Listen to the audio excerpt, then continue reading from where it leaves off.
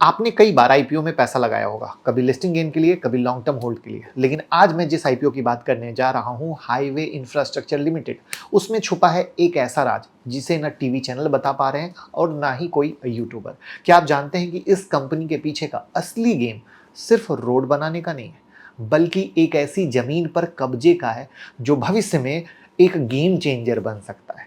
तो क्या है पूरा सच, उसको समझना जरूरी है और तब आप आईपीओ डिसाइड करते हैं तो आता है पूरा मजा। तो इसके बिजनेस मॉडल से शुरू करेंगे और पूरे उस सच तक पहुंचेंगे। लेकिन उससे पहले अगर आप मेन बोर्ड या एसएमई के आईपीओ के बारे में हिंदी और इंग्लिश में ब्लॉग पढ़ना चाहते हैं तो आप यहाँ से पढ़ सकते हैं, यहीं से अप्लाई कर सकते हैं, यहीं से अलॉटमेंट स्टेटस देख सकते हैं और यहीं से ग्रे मार्केट प्रीमियम जो हर मोमेंट बदलता है, सब कुछ ऑटोमेटिक यहाँ पर होता है। finovings.com लिंक डिस्क्रिप्शन में है, आप जाएं, खुद भी देखें और रिक्वेस्ट है दोस्तों के साथ शेयर करें कि उन्हें एक ही जगह सारा सॉल्यूशन मिल सके। और डीमेट अकाउंट ओपन कीजिएगा, हमें सपोर्ट कीजिएगा तो बहुत अच्छा लगे। एक बिग गुड न्यूज, आप लोग हमेशा सीखना चाहते थे एआई कैसे हेल्प करता है स्टॉक मार्केट में, एआई का क्या नजरिया है स्टॉक मार्केट ट्रेडिंग में, चाहे वो इंट्राडे हो या स्विंग हो। तो 4 अगस्त को रात में 9 बजे होने जा रहा है धमाकेदार सेशन, जहां पर हम इंट्राडे स्विंग स्ट्रेटजी तो सिखाएंगे, साथ में एआई का विजन क्या है इंट्राडे और स्विंग में, हम सब कुछ बताएंगे जिससे पूरा गेम बदल सकता है। सिर्फ 59 में, यानी 1999 का कोर्स सिर्फ 59 में, जिसमें हम आपको इसकी वीडियो देंगे, 3 महीने तक वीडियो को बार बार देख सकते हो, आपको एक प्रीमियम ग्रुप में ऐड करेंगे, साथ में रिवीजन सेशन देंगे।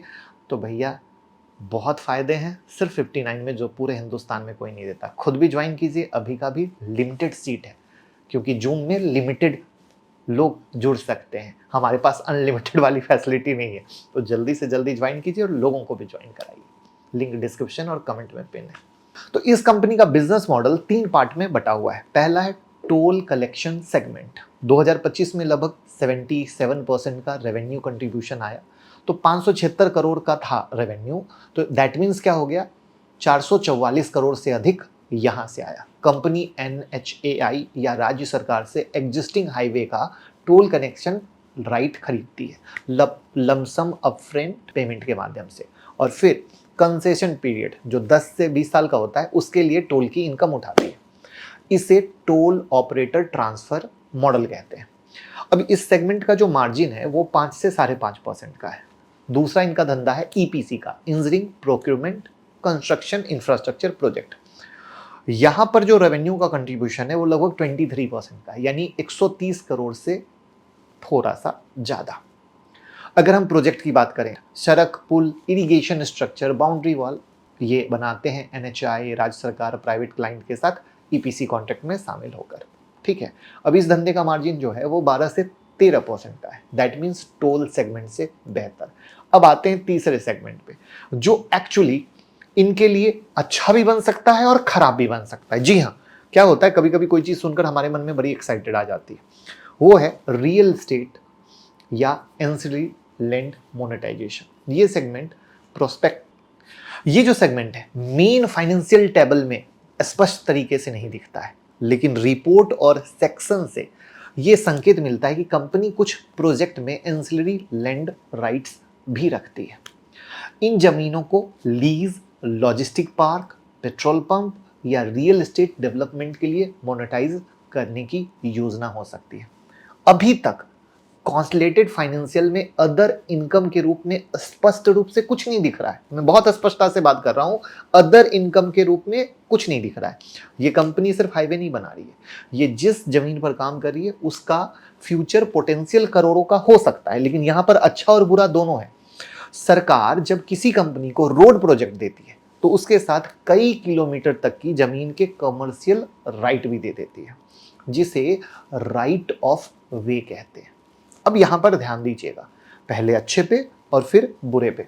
कंपनी ने कुछ ऐसे प्रोजेक्ट लिए हैं जो दिल्ली एनसीआर और ईस्टर्न फ्राइट कॉरिडोर जैसे स्ट्रेटेजिक जोन में आते हैं। मतलब क्या हुआ, आज जो जमीन खाली और बेकार दिख रही है वहीं कल के डेट में शायद logistic park, petrol pump, toll plaza या कमर्शियल प्रॉपर्टी के लिए गोल्ड माइन बन सकता है, बन सकता है।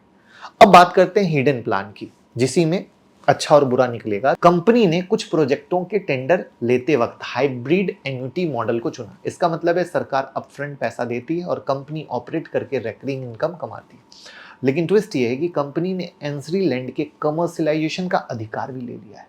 यही वो हिस्सा है जहां गेम बदलता है। इन जमीनों पर अगर अगर EV charging station, warehouse या सड़क किनारे एम्यूनिटीज बनती है तो कंपनी को क्या होगा, एक नया रेवेन्यू स्ट्रीम मिल सकता है, अभी मिला नहीं है, जो उनके कोर बिजनेस से भी ज्यादा प्रॉफिट दे सकता है, दे नहीं रहा है।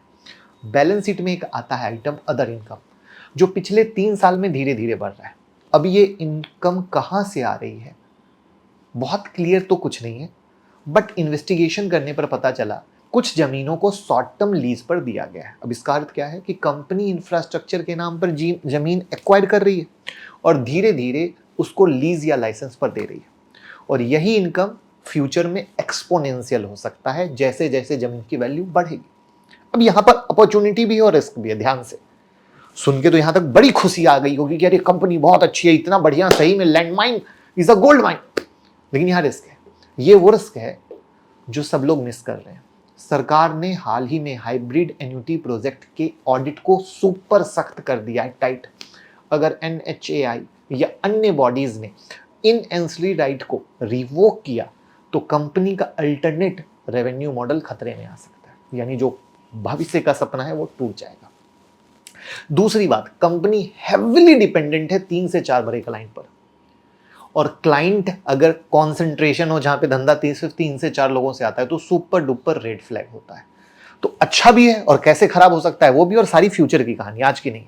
अब फाइनेंशियल अगर परफॉर्मेंस देखें तो हमेशा 3 साल का देखना चाहिए, इसलिए हम 2023 से 2025 देख रहे हैं। 2023 में टोटल रेवेन्यू 456 करोड़ के पास था, 2024 में 576 करोड़ तक पहुंच गया। लेकिन 2025 में थोड़ा डीप देखने को मिला, रेवेन्यू 504 करोड़ के आसपास आ गया।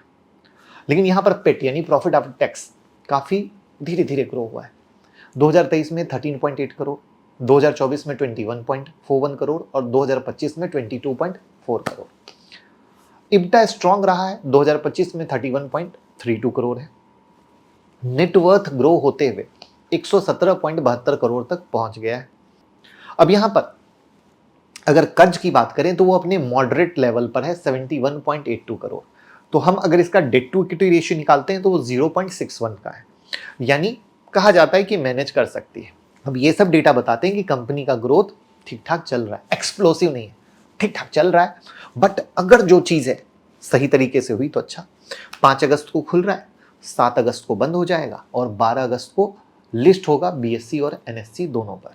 प्राइस बैंड जो है 65 से 70 रुपीज़ का है और इशू साइज 130 करोड़ का, यानी छोटा इशू साइज और सस्ता प्राइस, यानी रिटेलर का फेवरेट। फ्रेश इशू 97.52 करोड़ का है और ऑफर फॉर सेल 32.48 करोड़ का, यानी कुछ प्रमोटर अपना स्टेक बेच रहे हैं, वो 32.48 का है। फ्रेश इशू यानी 97 करोड़ मोटा मोटा कंपनी में आएगा, यहाँ तक तो क्लियर है। अब एक चीज़ मैं बता देता हूँ, शायद आपको पता हो ना पता हो, 100-200 करोड़ के साइज का जो IPO होता है और प्लस उसका जो शेयर प्राइस 100-200 रुपया होता है, उस पर पब्लिक की पूरी भयंकर वाली डिमांड रहती है और वहां पर ग्रे मार्केट प्रीमियम भी चमक जाता है। ठीक है, चमक जाता है और ऐसे का लिस्टिंग गेन देने का चांसेस बढ़ जाता है, क्योंकि अगेन रिटेलर को क्या चाहिए होता है, सस्ता शेयर चाहिए होता है, राइट। ये पुराना ट्रैक रिकॉर्ड अब अगर आप चेक करोगे तो 80 से 90% टाइम ऐसा हुआ है। क्या आपने गौर किया है, आपने देखा है या नहीं देखा है, कमेंट में जरूर बताइएगा, जिससे मुझे भी अच्छा लगे। अब कंपनी के वैल्यूएशन एंगल पे आते हैं। कंपनी का 2025 का EPS है 3.40, अपर बैंड 70 पे है, तो P रेशियो बनता है 20.58 पर। इंडस्ट्री एवरेज है 29.19, इसके हिसाब से थोड़ा अंडर वैल्यू है। ग्रे मार्केट प्रीमियम हम बात करें तो ग्रे मार्केट प्रीमियम आप यहाँ से देखिए, हमारी वेबसाइट से क्लिक करके जो आपके स्क्रीन पर दिख रहा है, और ये बदलता रहता है। तो हो सकता है वीडियो आप जिस समय देखें ग्रे मार्केट प्रीमियम कुछ और हो और जब बाद में हो तो कुछ और। कट ग्रे मार्केट प्रीमियम 25 रुपए का है, दैट मीन्स 95 रुपीज़ तक लिस्ट हो सकता है, तो डिसेंट लिस्टिंग गेन दिखाने के चांसेस हैं।